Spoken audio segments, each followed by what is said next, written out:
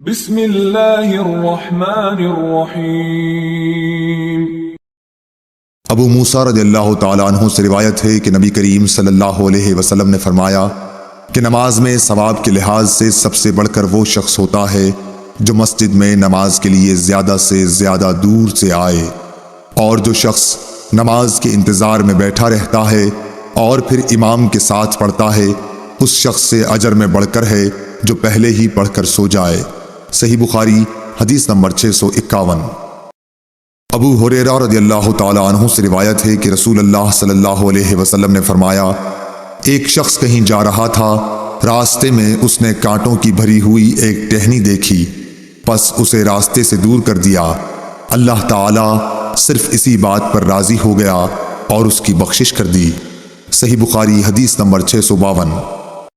پھر آپ نے فرمایا کہ شہداء 5 قسم کے ہوتے ہیں: طاعون میں مرنے والے، پیٹ کے عارضے ہیضے وغیرہ میں مرنے والے، اور ڈوب کر مرنے والے، اور جو دیوار وغیرہ کسی بھی چیز سے دب کر مر جائے، اور خدا کے راستے میں جہاد کرتے ہوئے شہید ہونے والے۔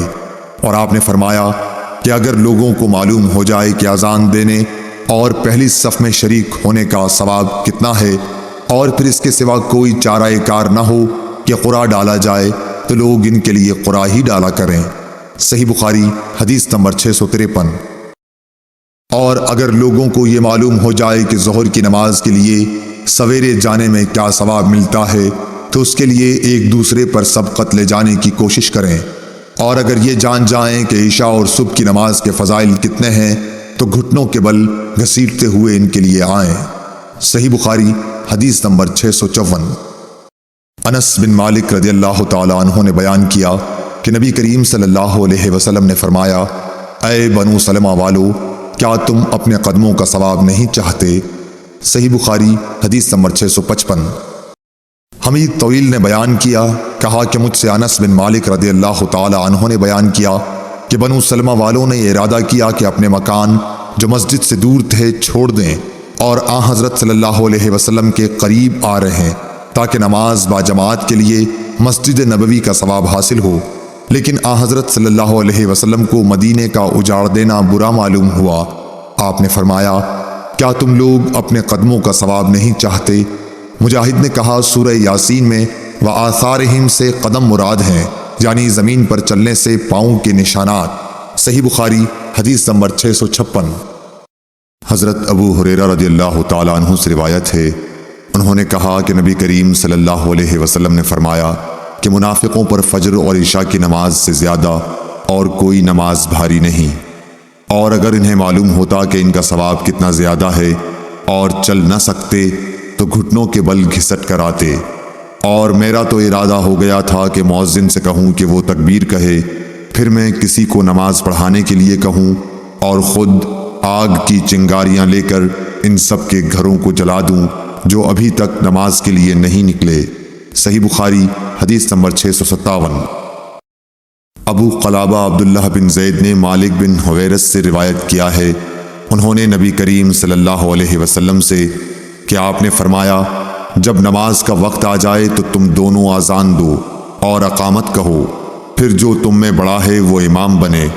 صحیح بخاری حدیث نمبر 658۔ ابو ہریرہ رضی اللہ تعالیٰ عنہ سے روایت ہے کہ رسول اللہ صلی اللہ علیہ وسلم نے فرمایا کہ ملائکہ تم میں سے اس نماز کے لیے اس وقت تک یوں دعا کرتے رہتے ہیں جب تک نماز پڑھنے کے بعد وہ اپنے مصلی پر بیٹھا رہے کہ اے اللہ اس کی مغفرت کر، اے اللہ اس پر رحم کر۔ تم میں سے وہ شخص جو صرف نماز کی وجہ سے رکا ہوا ہے، گھر جانے سے سوا نماز کے اور کوئی چیز اس کے لیے مانع نہیں، تو اس کا یہ سارا وقت نماز ہی میں شمار ہوگا۔ صحیح بخاری حدیث نمبر 659۔ حفص بن عاصم نے ابو ہریرہ رضی اللہ تعالیٰ عنہ سے روایت کیا ہے، انہوں نے نبی کریم صلی اللہ علیہ وسلم سے کہ آپ نے فرمایا کہ 7 طرح کے آدمی ہوں گے جن کو خدا اس دن اپنے سائے میں جگہ دے گا جس دن اس کے سائے کے سوا اور کوئی سایہ نہ ہوگا۔ اول انصاف کرنے والا بادشاہ، دوسرے وہ نوجوان جو اپنے رب کی عبادت میں جوانی کی امنگ سے مصروف رہا، تیسرا ایسا شخص جس کا دل ہر وقت مسجد میں لگا رہتا ہے، چوتھے 2 ایسے شخص جو اللہ کے لیے باہم محبت رکھتے ہیں، اور ان کے ملنے اور جدا ہونے کی بنیاد یہی للہ المحبت ہے۔ پانچواں وہ شخص جسے کسی باعزت اور حسین عورت نے برے ارادے سے بلایا لیکن اس نے کہہ دیا کہ میں خدا سے ڈرتا ہوں۔ چھٹا وہ شخص جس نے صدقہ کیا مگر اتنے پوشیدہ طور پر کہ بائیں ہاتھ کو بھی خبر نہیں ہوئی کہ داہنے ہاتھ نے کیا خرچ کیا۔ ساتواں وہ شخص جس نے تنہائی میں اللہ کو یاد کیا اور بے ساختہ آنکھوں سے آنسو جاری ہو گئے۔ صحیح بخاری حدیث نمبر 660۔